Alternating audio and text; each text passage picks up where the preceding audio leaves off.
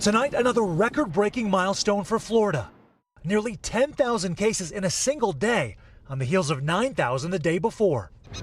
The surging numbers and positivity rates prompting the mayor of Miami-Dade to close the beaches from July 3rd to 7th. If you didn't close down the beaches for the July 4th holiday, what would the potential outcomes be? Well, look, what we've seen in other holidays like Memorial Day, 2 weeks later we see a spike. And so this was something to stop that. Not everyone on board with that decision. I think for me, pretty athletic, eat healthy, work out, I'm not worried about it. Honestly, I just think it's all politics in the end. As the number of cases spikes, testing in some areas blocks long. In the last 2 weeks, more than 10% of all tests in Florida coming back positive. With young people in particular driving those higher rates, Governor Ron DeSantis ordered bars across the state shut down, bar owners breaking the news to patrons. I had to, walk up to them and say, unfortunately, we're not allowed to continue serving you. Whenever you finish your beverage, please just close out your tab and go about your business. Florida also a potential liability for professional sports. The NBA preparing to return in Orlando next month.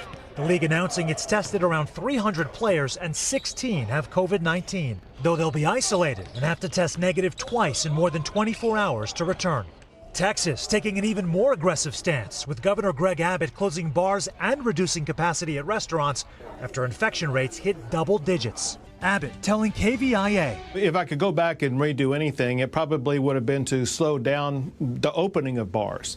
This as the Houston area has already reached 100% ICU bed capacity, and the crunch for care extending to other parts of the state too. They can't even understand, why could you just let my loved one sit in an emergency room that is so ill, and where do we need to go? For families impacted by Texas immigration detention centers, a judge ordering children held for more than 20 days must be released by the middle of next month, describing conditions in those facilities as on fire with COVID. A virus invading all areas of society, forcing new and immediate action, with human life hanging in the balance. And Sam joins us now from Miami Beach. Sam, what happens if cases continue to surge in Florida?